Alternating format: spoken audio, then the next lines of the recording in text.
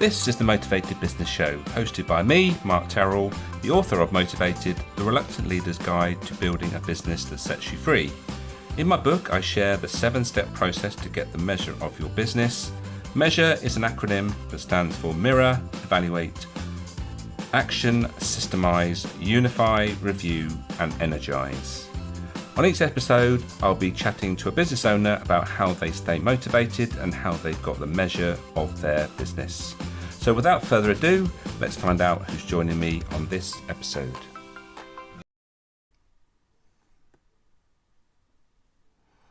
Hello and welcome to this episode of the Motivated Business Show with me, Mark Terrell.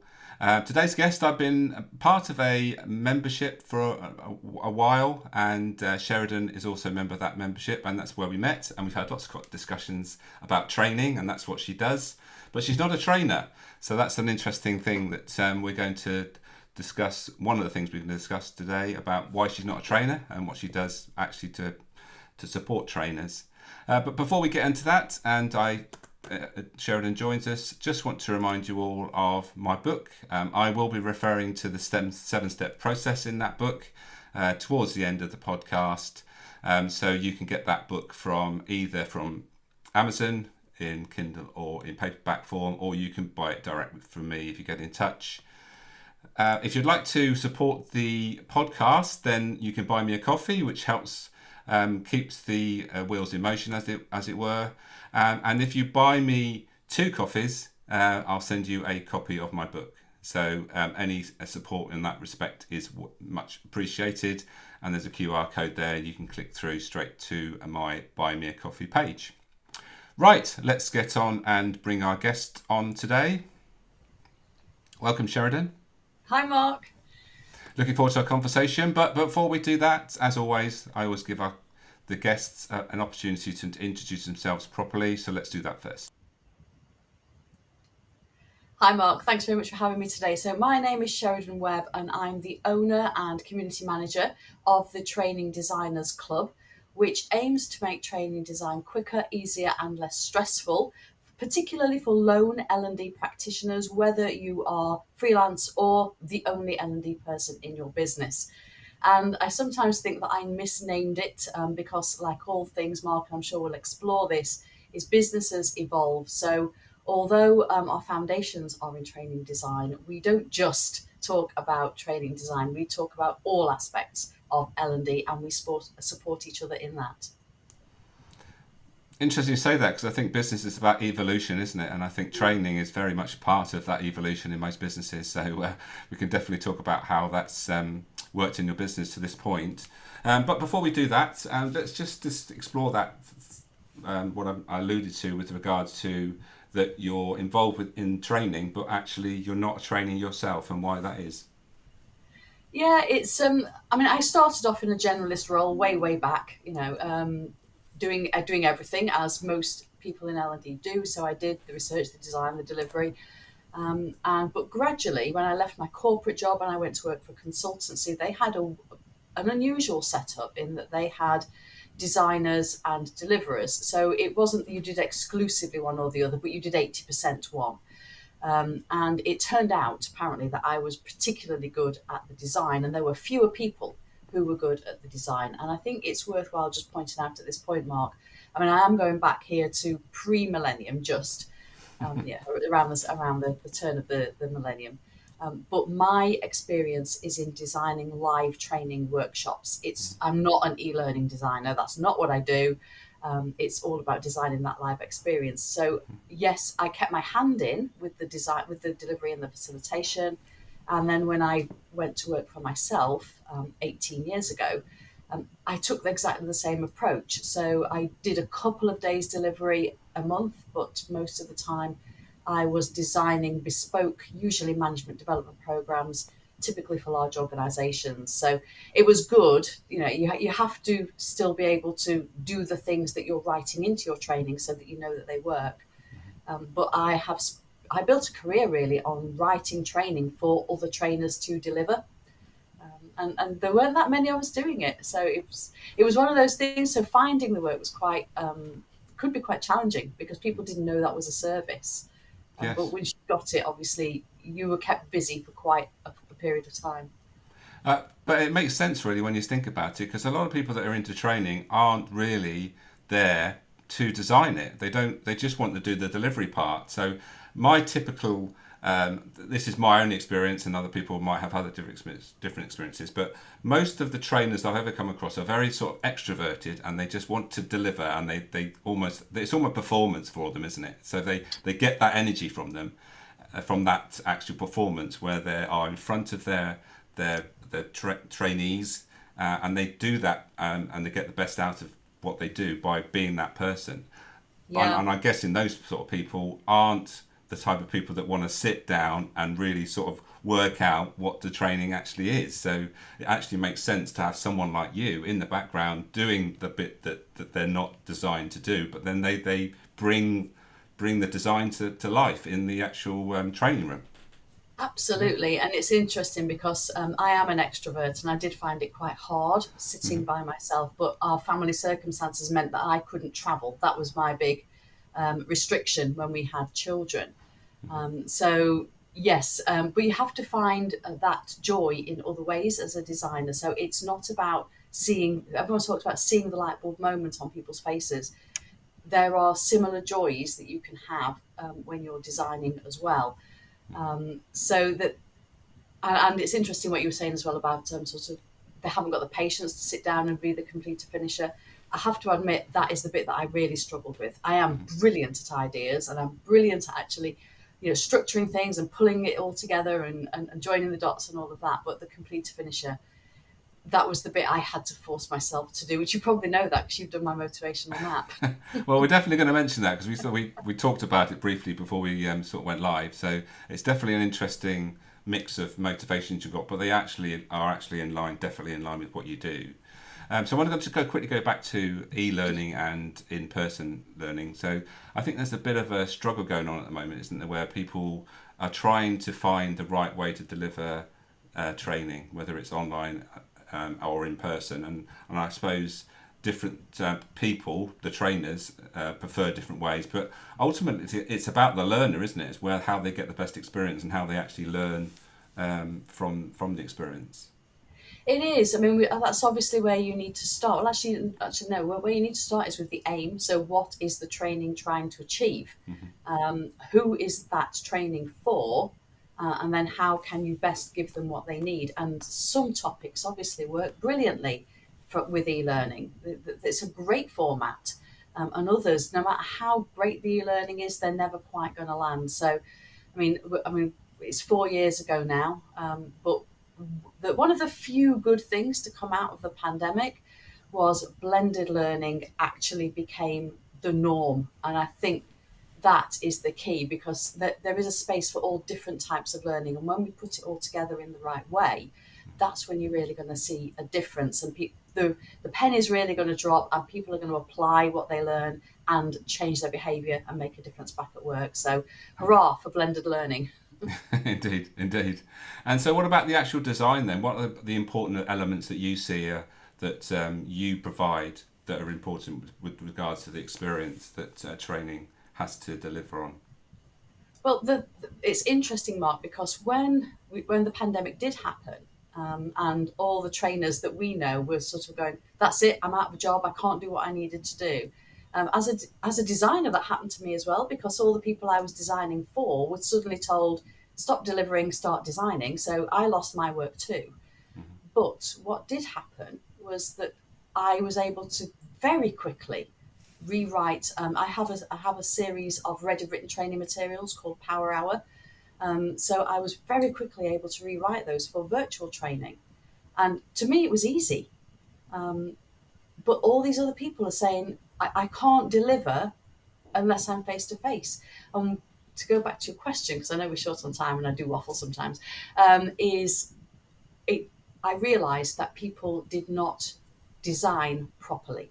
So there are, so if you're familiar with the ADDIE process or the 5Ds, so ADDIE is analysis, design, which is top level design, develop, which is detailed design, implement and evaluate. And it became very clear very quickly that the vast majority of trainers just completely ignored that second D. So they did their analysis, they did their top level design, and then they went out and delivered it. So they delivered it with 2 sheets of paper. I've got the skills, I've got the ideas in my head, but you couldn't do that when you're delivering virtually. You have to plan it in a lot more detail, which, of course, as I designed for other facilitators, I'd always done that. That was second nature to me. So I ran a course, and it was called Designing for Digital Delivery. And it was over Zoom, obviously, and that was incredibly popular with live trainers who needed to make the switch. So I still do offer training design courses. So design training in 6 simple steps. I encourage people how to incorporate accelerated learning techniques with Master. I've also got a few others, and of course I've got one on using AI to assist your training design as well, because when, as you said, when you're a facilitator, that's what you love, that's what you're good at, you rely on those skills, but then you're kind of designing it as you deliver it every single time, and that's got to be exhausting. Yeah, yeah, absolutely. You mentioned the AI word there, or two letters, I should say. We're going to come back to that because I'm going to be interested to see what you think the future of training is with regards to that. We Um, can't ignore it. we can't, definitely not with anything in work. The workplace AI is going to be influencing pretty much everything. But what I was going to ask you about was regards to one comment I was going to make was obviously with the pandemic, what we found was that technology actually caught up with the situation, which has actually helped training with regards to the tech that's available now, isn't it? Because before it was difficult to get people to go on a Zoom meeting or a webinar or whatever. But now people just take it as just one part and parcel of the experience. Absolutely. Yeah, it's opened up so many doors. It's mainly, well, I say it's made training so much more accessible to so many more people, which overall it has. But I do have to give a little shout out for those few people who sadly still don't have decent broadband services. Right, It's something yes. we still can't assume that everyone can access it. Yes, I'm sure that's frustration for some that just Mm. can't get that the speed that they need to deliver their services. Yes, and what with regard to the way you deliver, then I know that you have a community that you set up. Do you want to Mhm. tell us a little bit more about why you did that and what it's about? Yeah, it's interesting because when I was doing my previous role, which was designing large scale, which was designing programs for large businesses, I was sometimes asked to provide facilitators, not often because I usually handed it over to the client. But I found that I could only manage one project at a time because they were very time consuming. So I thought, wouldn't it be great if I could find more people who did what I did that could act as associates for me and design in my style? So I opened up a Facebook group, and obviously I was active on LinkedIn trying to find people like me. So this was all rumbling along in the background. But then when the pandemic started, actually it was about 6 months before, to be fair, I thought I'm going to create a training designers club, a community, because I've got a little bit of a reputation for people saying, oh, Sheridan's written loads of stuff, she's got loads of exercises, she's got loads of ideas. And I would get regular requests saying, can I pick your brains? Could you just look over this? And being a generous sort, and the joy of actually speaking to somebody in my working day, I was like, yeah, of course, I can. That's brilliant. So I was very happy to help people on an ad hoc basis. But then it started to become more regular, and my husband pointed out that I wasn't a charity because obviously, as I'm helping people, I'm not actually earning any money. But I thought, well, I can't charge somebody a huge amount of money for a 3-page questionnaire that I've designed or for a half-hour meeting, which is when I came up with the idea of the membership. So people pay a small monthly fee, and obviously the services have grown now. So we have weekly designer drop-ins where we get maybe 10 people on a call together to talk about what we're working on. We've got a growing resource bank, so things that people have put together, they'll share them with the group. I collect them, they're there on the website. We've had monthly lunch and learn sessions. We even have a coaches group now, coaches catch up. So they meet every month. So it's not just about designers. And the WhatsApp group is bonkers. I have to mute it. It's just crazy. There's 20, 30 messages every day. Has anybody got? Oh, I've been asked to do something on this. What do you recommend? And it's taken off, which is amazing. And I absolutely love it. So it is there to support particularly lone L&D people. who just need that second pair of eyes. They want that sense check, they want that shortcut, and it's so satisfying. Yeah, but I think also it's actually something obviously that lights you up and it gives you energy, Yeah. and that's important for you on as someone that's providing that service. But and we're going to come back to also what you mentioned about I can't charge that for this, because that's another thing that we talked about this briefly before we went live. So I'm never going it to be rich. well, there's always hope. But let's talk about what you see as your you've mentioned it and called it your zone of genius. So let's talk about what you see as your zone of genius. So it's interesting because I enjoyed doing the bespoke design for large organisations. I mean, I did it for 16 years, so I wouldn't have done it if I didn't enjoy it. But then I was starting to just get a little bit, I've been here before, it's a little bit samey. But what I found I am really good at was being in those meetings with clients, listening to, and we need to do this and we need to do that and we need to cover this and this is changing. I was just brilliant, and I do say so myself, at seeing how that all fit together. So I could really see through the fog. I could very quickly put structure into things. I could connect the dots, and I love doing that as well. I get so much energy from that because I'll quite often sit in a meeting and somebody will be explaining something, and it's very rude of me, really. I'll just go, oh, and all these ideas would come flooding into my head. So that I am particularly good at, and I'm very responsive as well.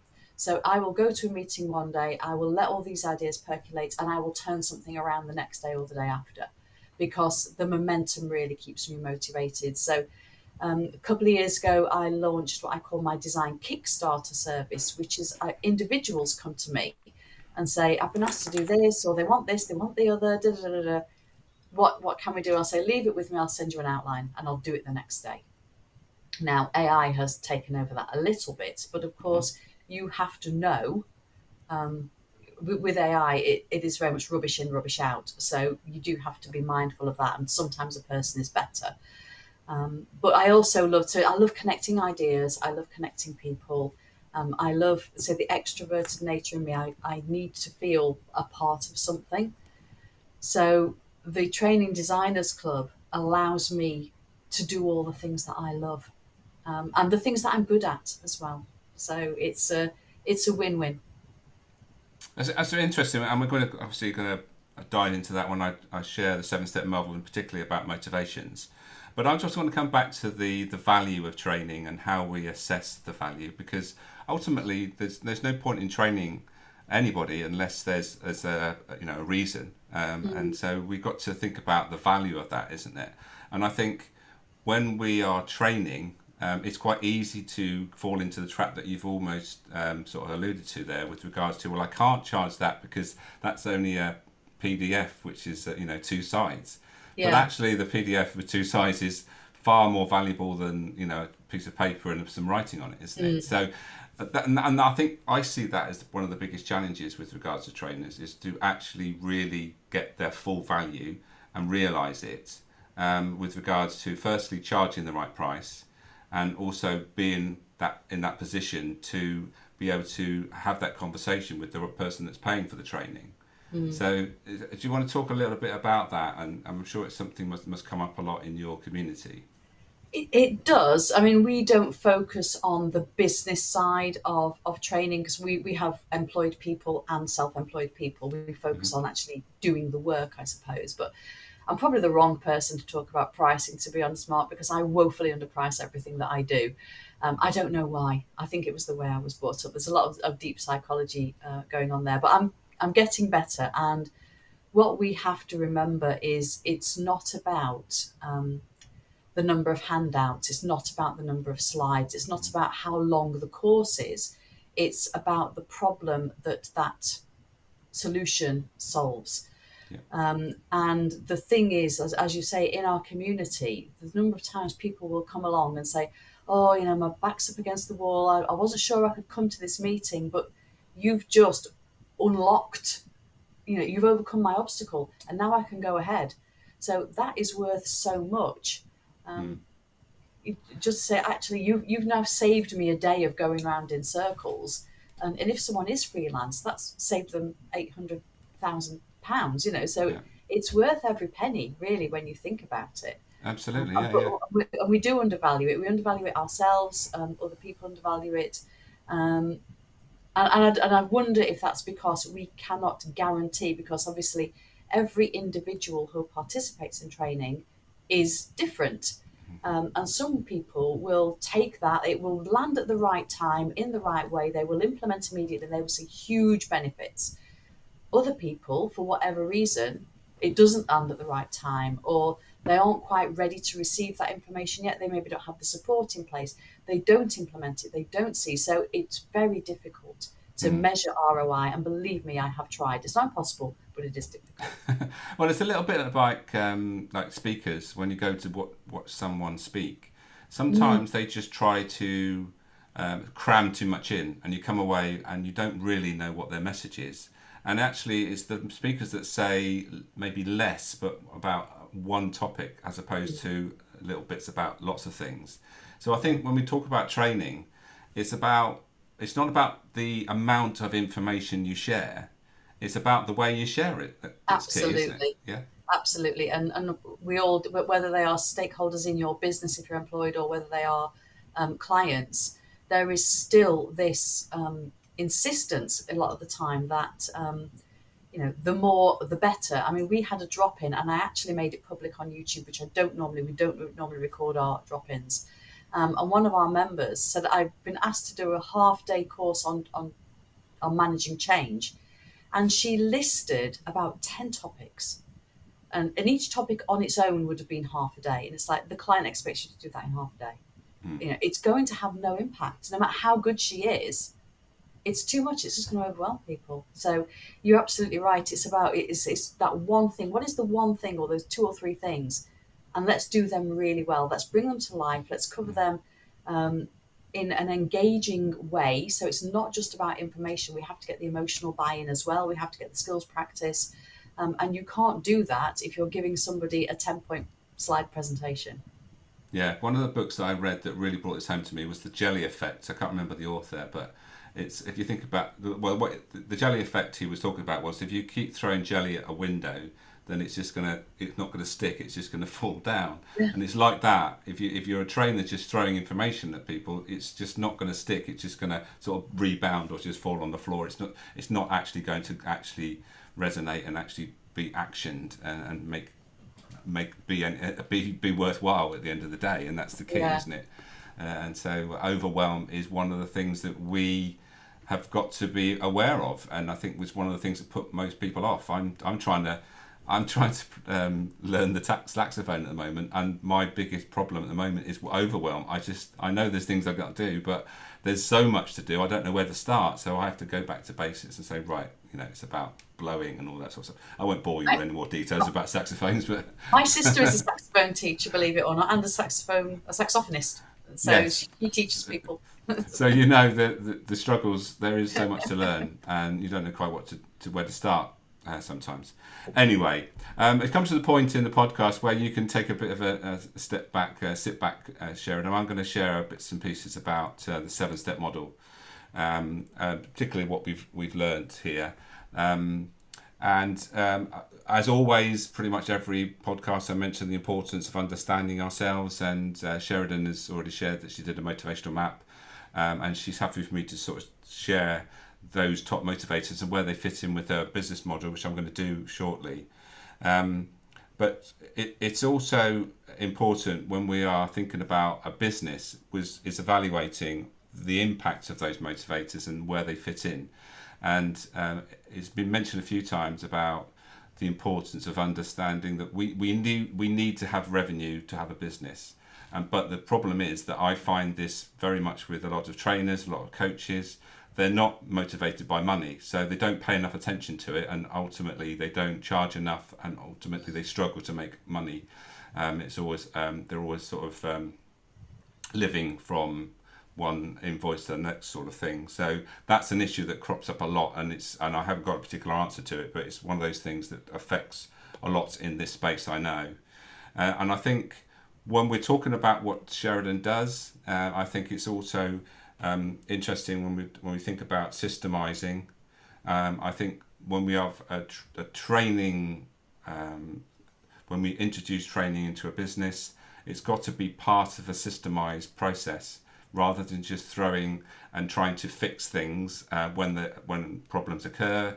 I think training is important with regards to being a part of the system where we systematically train people with regards to the key skills that they need in the organisation. So let's just talk about motivation because I think this is really interesting. The motivator we've mentioned a couple of times is the builder motivator there, the drive for money.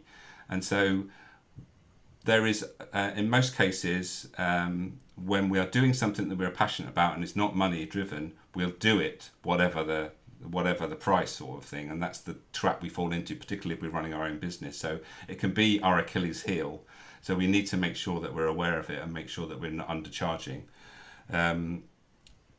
With regards to Sheridan's business in particular, she's got an interesting thing going on with her top motivators. So her top motivator is spirit. So she wants freedom to make her own choices and do the things that in the way that she wants to do them.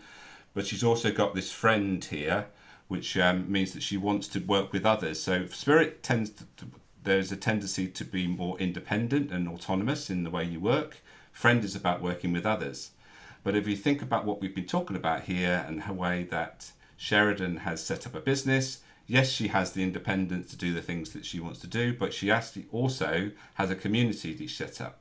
So communities actually work really well when you've got a high friend because you have that community that you belong to and you can lead that community and share also knowledge within that community. So when you have a membership or a community, whatever way you've set it up, you can actually work that with regards to your motivators. Friend being the one that probably stands out most with regards to a membership model, particularly. And so if you think that you are particularly driven with belonging at work, and you're thinking about a model that might work for you, then maybe think about how a membership might work with regards to a knowledge based and then sharing that knowledge within that community. So and not forgetting, not that it's the most important motivator, but this searcher motivator, which I don't often mention, but it's one that drives an awful lot of people, and I know Sheridan's in your top three, is making a difference. And when we are tuned into the things that do make our difference, that's that when we really are in touch with our purpose, and we understand what gets us out of bed in the morning. And that is crucial, particularly when we are working for ourselves, because then we are tuned into the things that we need to make sure we're fulfilling with regards to making us feel that we're making a difference. And sometimes that can be quite tricky. And I've got a few clients that have struggled with that, but once they've unlocked it, it's made all the difference with regards to the direction that they've gone with their business. So there's a few bits and pieces that I've thought about as we've been discussing things. Any comments you've got to make about what I've said there, Sheridan? It's really very accurate. I have to say, in that I love my job. I wake up, I think about it all the time. I am always full of new ideas. I have to rein myself in, and I think, as you say, the downside of running a community, which is I cannot express how much pleasure it gives me and how valued I feel and how accepted I feel, is that obviously these people are now my friends. And I think that's why the money is always going to be an issue, because we like to do favours for our friends, don't we? Yes. Do you want to give us a bit more background of how you did actually set it up? You know, the actual systems you put in place with regards to how do you go about setting up a membership? So very quickly, because I know we're short on time. I mean, Mm-hmm. it's interesting because I wasn't particularly systemized, but you have to be when you're doing something like this. And my good friend, if I may give her a name check, Bex McNeil, has helped me so much in the background. So we started off with a Facebook group, a website, and a way to allow people to pay me. So she set up Stripe for me, and it was really very simple. But then we use Active Campaign, which is, I'm in active campaign every single day. So I send out updates to my members every week. Obviously, people who are on the mailing list let them know what's happening. So active campaign allows me to do that. And it also triggers a number of automations. So if somebody buys one of our pay-as-you-go events or one of my resources, enrolls on one of the courses, or joins the membership, obviously that kicks in an automated sequence so that I'm not having to keep on top of that all the time. But you still have to make sure that all the links work and it's still appropriate and things, this, that, and the other. And I switched last year my website from WordPress to something called Newsendler, which is just a little bit easier to allow, because people who are VIP members get access to some things, and people who aren't VIP members don't get access to them, or they get access to different things or different prices. So there's a lot going on behind the scenes, but my membership is a community-based membership. And we now have WhatsApp as well. So a lot of people said they didn't really like Facebook. So we went to WhatsApp, which was the best decision ever, but it's also absolutely bonkers. So, Right. so lots of Okay. different things in play, lots of different things that you have to maintain and stay on top of. Thank you for sharing that. I think that some people might be sort of thinking, well, it sounds like an interesting way to run a business, but not quite sure how to go about it. So you've alluded to a few things there, and tech as a role to play. Sheridan, as you mentioned, time is run away with us, as it does in these podcasts. 30 minutes just flies by. Thank you for your time today. It's been really interesting to catch up with you and find out how you're doing, and also discuss the importance of training and how training design is the fundamentals to your business. Likewise, thanks very much, Mark. Right, so there we are. Thank you to Sheridan for joining us today. If you've got some challenges with regards to training design, then you know where to go. I'm sure she'll be more than happy to help you out, and a membership sounds like a great option if you are in that sort of space with regards to sharing your knowledge with others, and likewise learning from others at the same time. Right, just a quick mention of the book again. Like I mentioned, the 7-step process, which is there's a chapter for each of the 7 steps in the book, and there's also 2 other bonus. They're the first 2 chapters actually, because there's those 2 chapters about looking after yourself and also about enjoying the journey. So they're not part of the 7-step process, but they're just equally important. So they're the first 2 chapters in the 9 chapters in the book. If you'd like to contribute to the podcast, then feel free to do that. We'd love to have your input, and also your contributions make a big difference to keeping the wheels turning in the podcast. And as I mentioned, if you buy 2 coffees, then I will send you a copy of my book. Right, thank you for again to join us if you joined us live, and if you catch us on replay anywhere, then feel free to leave me or Sheridan a message. If there's any questions that come up, then feel free to do that. But until the next episode, take care, have a great day, and we'll see you next time.